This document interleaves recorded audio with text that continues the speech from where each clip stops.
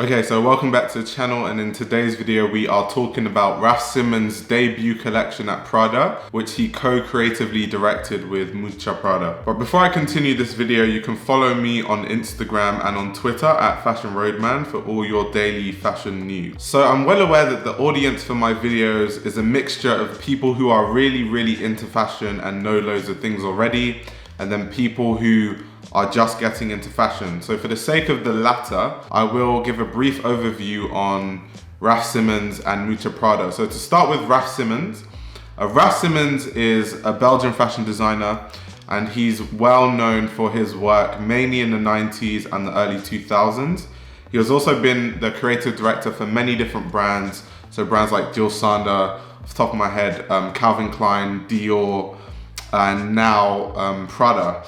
And it's very important to note that Prada Group owned a majority stake in Jil Sander when Raf Simons was hired at Jil Sander. So actually, it was Miuccia Prada and her husband that hired Raf Simons for the role, which is quite an interesting point to add, because that means they kind of had a working relationship and they've already seen how Raf Simons works.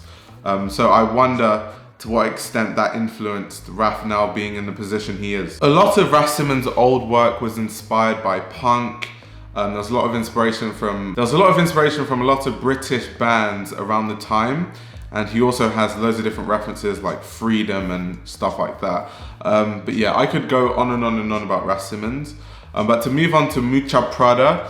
Miuccia Prada, as her surname suggests, she's in the Prada family. She inherited the business from her grandparents in the 1970s, and in the 1980s she started runway shows. Prior to Miuccia Prada actually inheriting the Prada brand, Prada was really known for making these big luggage trunks, and they used to supply royalty members luggage trunks. And then when Miuccia Prada came in, she turned it into the global fashion powerhouse it is today. Some of Miuccia Prada's most iconic work at Prada was in the 90s, and she created an aesthetic that was so recognizable, people started referring to it as ugly chic. Now, ugly chic is this aesthetic characterized by Miuccia Prada's amazing ability to mix colors that aren't supposed to go together, but she makes it look good, as well as interesting and abstract prints. She has this unique ability to create very unconventional things out of very simple concepts, and she's also well known for a lot of innovation when it comes to fabrics. I have a video where I talked about Prada's nylon and how that came about. So if you're interested in that, definitely check that video out. The 90s was also a time when minimalism had its run, and this was due to designers being very prominent in the 90s like Helmut Lang and Jil Sander. So Prada, in and amongst other brands, kind of helped to spearhead this new minimalism that we saw in the 90s. So for the Spring/Summer 2021 womenswear collection, the video that Prada released was quite interesting. So it was a runway video. Then at the end of the video, we saw a conversation between Raf Simons and Miuccia Prada, where they were both asking questions that were sent to them via different platforms and mediums. And there's so many aspects in terms of the way the video was presented that I will touch on. But to start with, we'll talk about the cameras, because when you look at the video, there were cameras absolutely everywhere, facing all angles. It was crazy. It was like a movie, like a Terminator movie, almost. And to directly quote what Miuccia Prada said about this, she said that during the quarantine, she started to realize the importance of technology and wanted to show a relationship between women and technology. And this is also why when the models were walking towards the cameras, they were instructed to glare into the lens of the cameras. And I really love that touch, because modeling for so long now, if you look at models in the 80s and 70s, they walked with some certain swag and they looked really elegant when they walked. And it wasn't, being a model back then wasn't just about being a pretty face, whereas now, there's not really any excitement to what models do. There's not really any emotion in modeling or catwalking. So it was really good to see the emotion of, the drama and models actually acting a role in certain runway shows, similar to we would see in like a McQueen show, where the models would act as certain characters, and that was always really interesting. The casting of models for this show was actually consisting of first-time models, which is absolutely amazing that Prada would give new models that opportunity because Prada's a huge brand that could afford to get anyone on the runway, and they decided to invest in new talent, and I love that. LVMH could learn a lot from that. Another very interesting touch was that the models' names were seen on the screen as they were walking, and I really like this touch because it doesn't just represent showing who the models are, but it also represents crediting just people that work on a show. Because ultimately, yes, we praise Miuccia Prada and Raf Simons for this collection, but there are so many people and so many things that go into creating a collection, from people that do the research in the team to all the designers. So it isn't really just Raf Simons and Miuccia Prada. So I like this idea that they're showing the names of the models, and I hope at some point we'll get to a part where we even credit even more people that work in the design team and things like that. The cameras are also very useful in and of the fact that we could see all the garment details very closely because the cameras were in all angles, and that was really, really good to see. Going to the garment details, there was so much to talk about. And to start with, we'll talk about the footwear, because I absolutely loved the footwear. It was mainly just consisting of these lovely kitten heels. Now, me personally, I really love kitten heels. I think they look extremely sexy on women, and I feel like they look very mature. However, I would have liked to see Raf Simons' kind of take on footwear in this collection. This just seemed like Miuccia Prada was like, yep, I'm doing the footwear and that's that. And that's why we saw just kitten heels completely throughout the runway show. I think it would have been interesting to see different types of footwear. So maybe different sneaker designs or different boot designs on the runway show, and Raf Simons designing some of those footwear pieces. We saw these triangular logo earrings, and of course the Prada triangular logo has become very famous in recent times, and I think it's a really good commercial move just to turn them into earrings and anything else they can milk that logo out of. And I really liked how it was styled, because it's quite interesting because models are only wearing earrings on one ear as opposed to both. I just thought that was a bit edgy and interesting. To address the elephant in the room, of course, I have to talk about the logo mania in this collection. So in this collection, we saw all types of logos. We saw the tiny triangular logos that are similar to the emblems that we're used to seeing with the Prada brand when they put logos on things. And this was very similar to some looks from the Spring/Summer 2021 menswear show, the actual womenswear looks in the menswear show actually, where there were these tiny emblems on the chest areas of the pieces. Personally, I don't really like it. I just don't like the placement of those logos in any way. I think it looks really tacky. There were other logos which were kind of like these 3D woven logos, which I love those, by the way. I thought on some looks, they looked really amazing, and just the way the colors matched with each other looked pretty good, and they looked quite clean.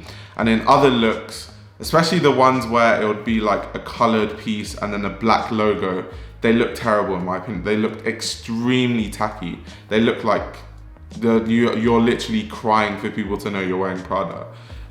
So yeah, not a big fan of those.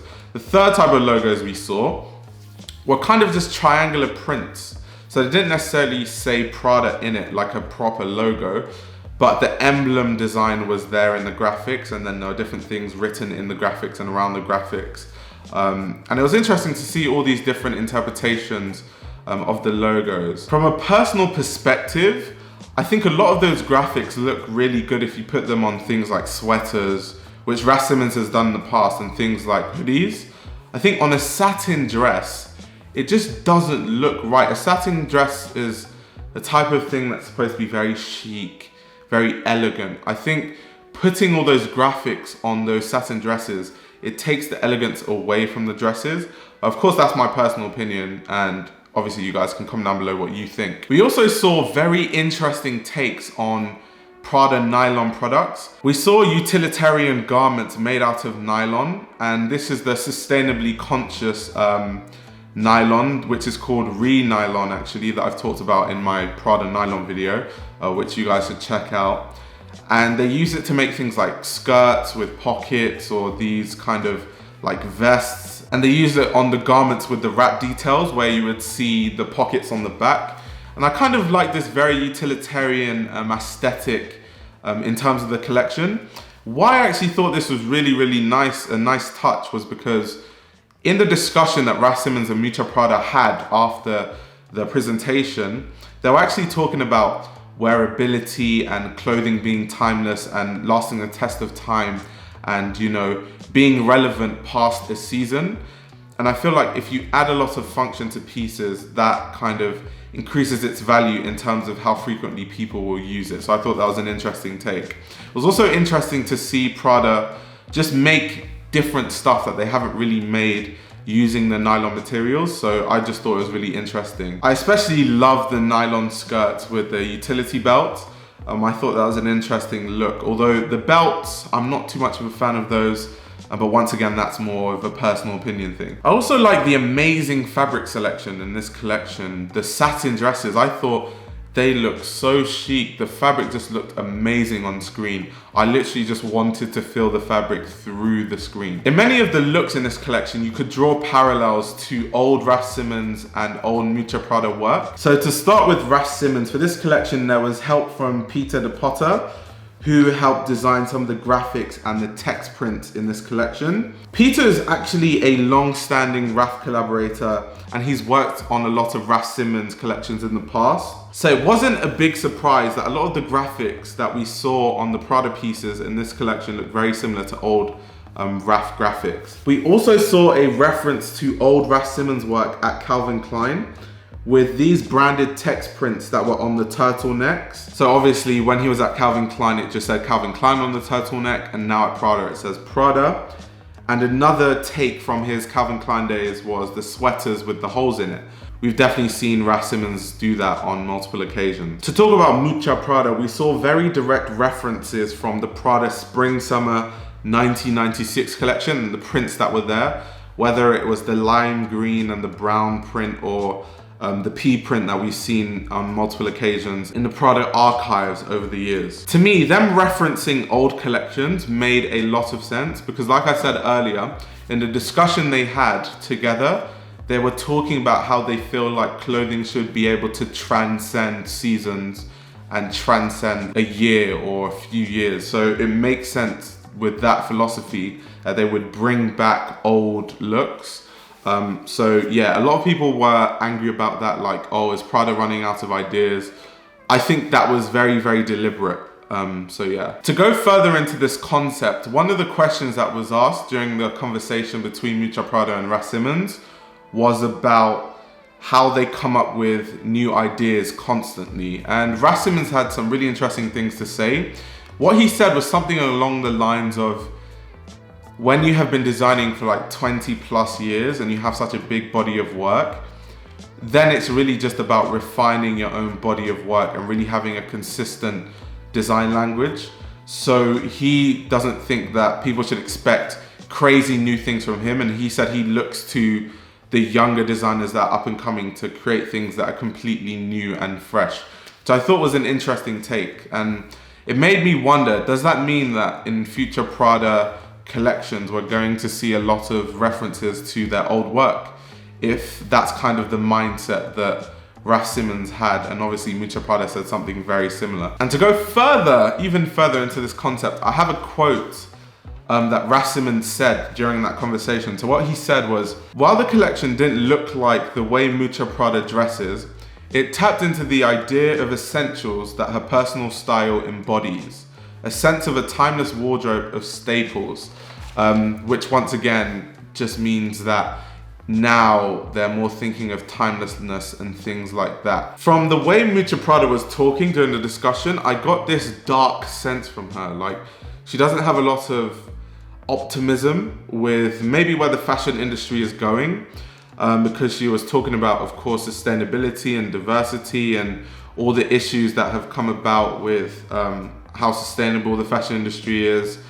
And that's where I think their whole mentality on things being timeless and transcending seasons and all that sort of stuff comes from. But regardless of all this, one thing that I really loved about this collection was the symbiosis between the design languages of Raf Simons and Miuccia Prada. You could see it so clearly. If it was a Miuccia Prada type of cut dress, satin dress with the Raf Simons text prints and graphics, or a Raf Simons looking oversized hoodie with a Miuccia Prada elegance to it and a Miuccia Prada kind of fabric choice. You could kind of see the mixture of their design languages. And I feel like they're building a good team chemistry, and I think we should expect really, really good collections in the near future. I also got a really good sense that they are building some sort of good chemistry just from the discussion that they did have. So in a nutshell, the recent global circumstances meant that Raf Simons and Miuccia Prada couldn't work together in a studio, and Raf Simons' appointed start date was kind of pushed backwards because Prada didn't know what their strategy was when everything just went crazy. So I feel like it's not really fair to judge Raf Simons very, very seriously on this collection, considering everything that has happened. If they made something that was too extravagant, people would be like, oh, this is so tone deaf. Can't they see the climate that we're all in? How could they just still be doing extravagant stuff? So I don't really mind that they played it safe, because I definitely get the sense that they deliberately played it safe just from what they were saying about timelessness and obviously things transcending seasons, and what was that? And even that quote from Raf Simons where he was talking about the clothing having a sense of a timeless wardrobe of staples. So I get this sense that due to the climate and everything that has happened, they did decide to play it safe. But I think there is a lot to look forward to in the future for sure.